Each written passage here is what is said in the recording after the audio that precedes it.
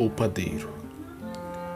Levanto cedo, faço minhas abluções, ponho a chaleira no fogo para fazer café e abro a porta do apartamento, mas não encontro o pão costumeiro.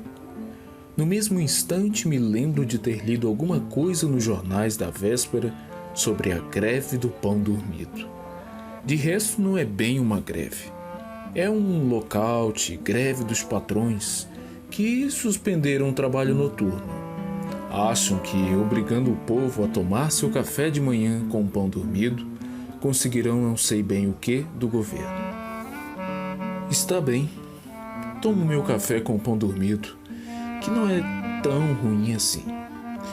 E enquanto tomo meu café, vou me lembrando de um homem modesto que conhecia antigamente.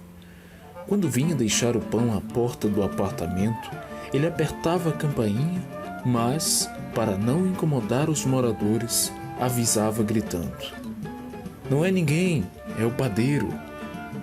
Interroguei-o uma vez. Como tivera a ideia de gritar aquilo? "Então, você não é ninguém?" Ele abriu um sorriso largo. Explicou que aprendera aquilo de ouvido. Muitas vezes lhe acontecera bater a campainha de uma casa e ser atendido por uma empregada ou outra pessoa qualquer, e ouvir uma voz que vinha lá de dentro perguntando quem era, e ouvir a pessoa que o atendera dizer para dentro: "Não é ninguém. Não, senhora, é o padeiro." Assim, ficara sabendo que não era ninguém. Ele me contou isso sem mágoa nenhuma e se despediu ainda sorrindo. Eu não quis detê-lo para explicar que estava falando com um colega, ainda que menos importante. Naquele tempo, eu também, como os padeiros, fazia o trabalho noturno. Era pela madrugada que deixava a redação de jornal quase sempre depois de uma passagem pela oficina, e muitas vezes saía já levando na mão um dos primeiros exemplares rodados. O jornal ainda quentinho da máquina, como o pão saído do forno. Eu era rapaz naquele tempo, e às vezes me julgava importante porque no jornal que levava para casa, além de reportagens ou notas que eu escrevera sem assinar, e uma crônica ou artigo com o meu nome, o jornal e o pão estariam bem cedinho na porta de cada lar, e dentro do meu coração eu recebi a lição de humildade daquele homem, entre todos útil e entre todos alegre. Não é ninguém, é o padeiro. E assobiava pelas escadas. E é com esta bela crônica de Rubem Braga, um dos maiores cronistas da literatura brasileira, que nós iniciamos o nosso Momento da Crônica. Olá, boa noite a todos. Estamos começando aqui mais um Momento da Crônica. Boa noite para você, estudante, para você, professor, para você, graduando que está nos acompanhando. Estamos hoje no 3º episódio com o título Machado de Assis, o Cronista. Se você ainda não escutou os nossos 2 primeiros episódios, corre lá, confere. Tá muito legal, bem completo, uma análise bem legal sobre o gênero crônica. Vamos lá, hoje quem vai comandar a aula é o professor Tiago e ele vai falar aí sobre um pouco, sobre o Machado de Assis e a sua produção relacionada ao gênero crônica. Olá, pessoas! No episódio passado, apresentamos um recurso muito utilizado pelos autores para realçar as ideias em uma crônica. Falamos das figuras de linguagem. Hoje iremos falar de um cronista nato. Estou falando dele, Machado de Assis. Embora Machado de Assis seja mais conhecido por seus romances, o escritor soube fotografar o cotidiano carioca também em crônicas. Mas quem foi Machado de Assis? Joaquim Maria Machado de Assis nasceu em 21 de junho de 1839, no Morro do Livramento, Rio de Janeiro. Foi poeta, romancista, cronista, dramaturgo, contista, jornalista, crítico literário e um dos fundadores da Academia Brasileira de Letras, além de seu primeiro presidente. O escritor dá nome a um dos principais prêmios literários nacionais, oferecido pela Academia Brasileira de Letras, que condecora autores brasileiros pelo conjunto de sua obra desde 1941. Filho de um pintor de paredes e de uma lavadeira açoriana e descendente de escravizados libertos, Machado de Assis morava como agregado numa família de senadores do Império. Enfrentou uma infância difícil. Vendia doces e caramelos na frente de colégios abastados. E foi um dos primeiros escritores brasileiros a não proceder da oligarquia rural ou das classes médias urbanas. Aprendeu francês aos 12 anos.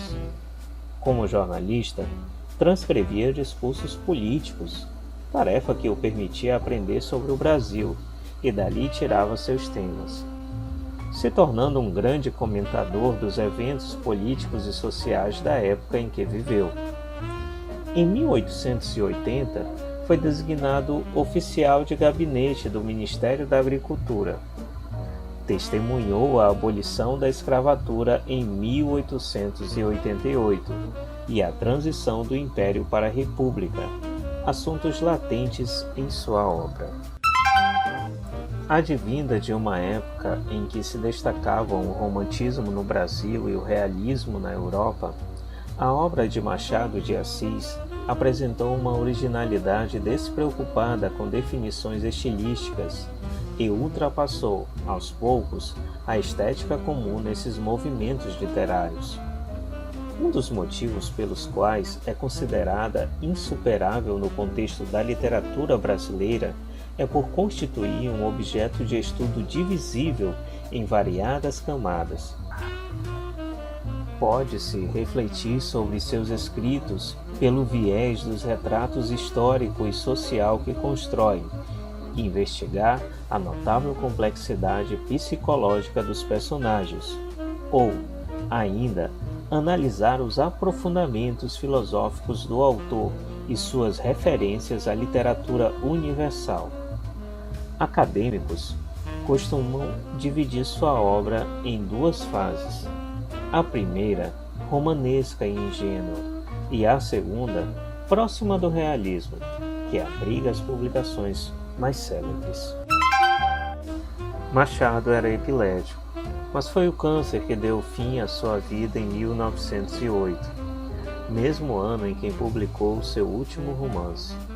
Hoje, é considerado um dos grandes expoentes da literatura brasileira, latino-americana e mundial. Um caso de burro. Quinta-feira à tarde, pouco mais de 3 horas, vi uma coisa tão interessante que determinei logo de começar por ela esta crônica. Agora, porém, no momento de pegar na pena, receio achar no leitor menor gosto que eu para um espetáculo, que lhe parecerá vulgar e porventura torpe. Releve a importância, os gostos não são iguais. Entre a grade do jardim da Praça 15 de Novembro e o lugar onde era o antigo passadiço, ao pé dos trilhos de bondes, estava um burro deitado. O lugar não era próprio para remanso de burros, donde concluí que não estaria deitado, mas caído. Instantes depois, eu ia com um amigo. Vimos o burro levantar a cabeça e meio corpo. Os ossos furavam-lhe a pele. Os olhos, meio mortos, fechavam-se de quando em quando. O infeliz cabeceava, mas tão frouxamente que parecia estar próximo do fim. Diante do animal havia algum capim espalhado e uma lata com água. Logo, não foi abandonado inteiramente. Alguma piedade houve no dono ou quem quer que seja que o deixou na praça, com essa última refeição à vista. Não foi pequena ação. Se o autor dela é homem que leia crônicas, e acaso ler esta, receba daqui um aperto de mão. O burro não comeu do capim, nem bebeu da água. Estava já para outros capins e outras águas, em campos mais largos e eternos. Meia dúzia de curiosos tinham parado ao pé do animal. Um deles, menino de 10 anos, empunhava uma vara, e se não sentia o desejo de dar com ela na anca do burro para espertá-lo, então eu não sei conhecer meninos, porque ele não estava do lado do pescoço, mas justamente do lado da anca. Diga-se a verdade, não o fez, ao menos enquanto ali estive, que foram poucos minutos. Esses poucos minutos, porém, valeram por 1 hora ou 2. Se há justiça na terra, valerão por 1 século. Tal foi a descoberta que me pareceu fazer, e aqui deixo recomendada aos estudiosos. O que me pareceu é que o burro fazia exame de consciência. Indiferente aos curiosos, como ao capim e à água, tinha no olhar a expressão dos meditativos. Era um trabalho interior e profundo. Esse remoque popular, por pensar morreu um burro, mostra que o fenômeno foi mal entendido dos que a princípio o viram. O pensamento não é a causa da morte. A morte é que o torna necessário. Quanto à matéria do pensamento, não há dúvidas que é o exame da consciência. Agora, qual foi o exame da consciência daquele burro? É o que presumo ter lido nos escassos tempos que ali gastei. Sou outro Champollion, porventura maior. Não decifrei palavras escritas, mas ideias íntimas de criatura que não podia exprimi-las verbalmente. E diria o burro consigo: por mais que vasculhe a consciência, não acho pecado que mereça remorso. Não furtei, não menti, não matei, não caluniei, não ofendi nenhuma pessoa. Em toda a minha vida, se dei 3 coices, foi o mais. Isso mesmo, antes haver aprendido maneiras de cidade e de saber o destino do verdadeiro burro, que é apanhar e calar. Quanto ao zurro, usei dele como linguagem. Ultimamente é que percebi que me não entendiam, e continuei a zurrar por ser costume velho, não com ideia de agravar ninguém. Nunca dei com homem no chão. Quando passei do Tilbury ao bonde, houve algumas vezes homem morto ou pisado na rua, mas a prova de que a culpa não era minha é que nunca segui o cocheiro na fuga. Deixava-me estar aguardando a autoridade. Passando à ordem mais elevada de ações, não acho em mim a menor lembrança de haver pensado sequer na perturbação da paz pública. Além de ser a minha índole contrária a arruaças, a própria reflexão me diz que, não havendo nenhuma revolução declarado os direitos do burro, tais direitos não existem. Nenhum golpe de Estado foi dado em favor dele. Nenhuma coroa os obrigou. Monarquia, democracia, oligarquia, nenhuma forma de governo teve em conta os interesses da minha espécie. Qualquer que seja o regime, ronca o pau. O pau é a minha instituição um pouco temperada pela teima que é, em resumo, o meu único defeito. Quando não teimava, mordia o freio, dando assim um bonito exemplo de submissão e conformidade. Nunca perguntei por sóis nem chuvas. Bastava sentir o freguês no tílburi ou o apito do bonde para sair logo. Até aqui, os males que não fiz, vejamos os bens que pratiquei. A mais de uma aventura amorosa terei servido, levando depressa o tílburi e o namorado à casa da namorada, ou simplesmente empacando em lugar onde o moço que ia ao bonde podia mirar a moça que estava na janela. Não poucos devedores terei conduzido para longe de um credor importuno. Ensinei filosofia a muita gente. Esta filosofia que consiste na gravidade do porte e na aquietação dos sentidos. Quando algum homem desses que chamam patuscos queria fazer rir os amigos, fui sempre em auxílio deles, deixando que me dessem tapas e punhadas na cara. Enfim, não percebi o resto e fui andando, não menos alvoroçado que pesaroso, contente da descoberta. Não podia furtar-me a tristeza de ver que um burro tão bom pensador ia morrer. A consideração, porém, de que todos os burros devem ter os mesmos dotes principais. Fez-me ver que os que ficavam não seriam menos exemplares do que esse. Porque se não investigará mais profundamente o moral do burro? Da abelha já se escreveu que é superior ao homem, e da formiga também, coletivamente falando, isto é, que as suas instituições políticas são superiores às nossas, mais racionais. Por que não sucederá o mesmo ao burro, que é maior? Sexta-feira, passando pela praça 15 de novembro, achei o animal já morto. 2 meninos, parados, contemplavam o cadáver. Espetáculo repugnante. Mas a infância, como a ciência, é curiosa sem asco. De tarde já não havia cadáver nem nada.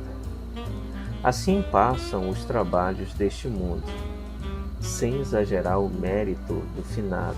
Força é dizer que, se ele não inventou a pólvora, também não inventou a dinamite. Já é alguma coisa neste final de século. Requiescat in pace. Sobre a crônica Um Caso de Burro, Machado inicia o texto nomeando como crônica aquilo que escreve. Dirige-se explicitamente ao leitor, indicando que conversa com ele. Esse preâmbulo leva o leitor a se sentir considerado e, por isso mesmo, aceita o convite para ler a sua crônica. Logo no parágrafo seguinte, o autor conta quem é a personagem central, um burro como tantos outros. Apresenta também o conflito que move a narrativa, uma cena de quase morte. Mas observe como ele apresenta tudo isso. Diz que ali não seria um lugar para descanso, indicando certa recriminação. O que faz esse burro aqui? Ele, no entanto, não faz a recriminação explicitamente. A recriminação implícita introduz um tom levemente irônico ao texto. O burro não comeu do capim, nem bebeu da água. Estava já para outros capins e outras águas, em campos mais largos e eternos. Essa frase acentua o tom irônico do texto, jogando com a oposição entre elogio e recriminação. Precede o elogio com uma frase em que aparecem palavras recriminatórias. Diz que o burro não foi abandonado inteiramente, isto é, foi abandonado, ainda que não de todo. Emprega alguma piedade para dizer da quase ausência desse sentimento. Além desse jogo, usa eufemismo para falar da morte, em campos largos e eternos, reforçando o tom irônico. O tom irônico continua quando aponta para aquilo que o menino faria, mas não fez, enquanto o cronista estava presente. Nada garante que não tenha feito depois. É bem verdade. E quando exagera o valor da descoberta, poucos minutos valeram 1, 2 horas, um século. E mais que isso, a experiência vivida foi exageradamente importante, o que vale como matéria de reflexão para os sábios. Como se vê, o exagero também é um recurso para a construção da ironia. O burro é o símbolo da ignorância, daí o inédito e também irônico de estar meditando. Essa situação servirá para que o cronista faça uma reflexão. Começa comparando-se com Champollion, o sábio francês que decifrou a escrita egípcia, exagerando sua própria importância. Decifrará os últimos pensamentos do burro, que só medita porque está morrendo, não o fazendo enquanto viveu. E quando usa o ditado popular de pensar morrer um burro, leva o leitor a aproximar-se de certo tipo humano. E para confirmar essa aproximação, Machado prossegue a narrativa, dando voz ao próprio burro, que fala de si como se fosse homem. Por mais que vasculhe a consciência, não acho o pecado que mereça remorso. A metáfora do burro vai se delineando. Diz respeito a um tipo humano que se ajusta, aceita o destino, pensa de maneira simplista e moralista. Ao continuar a confissão, o animal prossegue, indicando as ações que o aproximam de muitos humanos. A transposição de elementos da esfera do humano para do animal irracional é um recurso de distanciamento usado pelo autor, que leva o leitor a perceber melhor a crítica feita ao tipo de humano que valoriza a submissão e a conformidade. A crítica do autor a esse tipo de vida se evidencia ainda mais na filosofia expressa pelo burro, a única que ele pode ensinar. A valorização do porte grave e do controle dos sentidos, ou seja, sua filosofia tem a profundidade das aparências. Depois da confissão do burro, o cronista começa a se despedir do leitor. Não percebi o resto e fui andando. Continua seu caminho, abandonando o bicho à sua sorte, mas ainda ironizando. Disse triste ao ver morrer tão bom pensador, mas isso é um pretenso elogio, pois até então não fez mais que depreciar o modo de vida do animal. Nota-se o tom de lástima assumido pelo cronista quando considera que outros burros continuariam a viver. Ao final do parágrafo, apresenta sua grande pergunta, aquela que foi delineada no início da crônica. Por que não se investigar o moral do burro? Fica implícita uma exagerada e, por isso, falsa convocação. Sábios, estudem o moral do bicho. Na sexta-feira, ao passar pelo mesmo local, o cronista encontrou o animal já morto. A marcação do tempo cotidiano define o gênero da narrativa, a crônica. O narrador deixa claro que seu texto foi escrito com base na observação dos lugares que se percorre cotidianamente, os lugares familiares que se transformam conforme o momento. Na quinta à tarde, o burro agoniza. Na sexta pela manhã, já encontra-se morto. Na sexta à tarde, nem cadáver havia. Eis aqui o material da crônica. O autor finaliza o texto retomando sua reflexão a respeito da natureza do animal. Nem inventou a pólvora, nem seu sucedâneo, mais terrível na época, a dinamite, e o despacha, que descanse em paz. A voz do burro reflete e refrata as milhares de vozes apagadas, segregadas e sucumbidas com a escravidão no Brasil.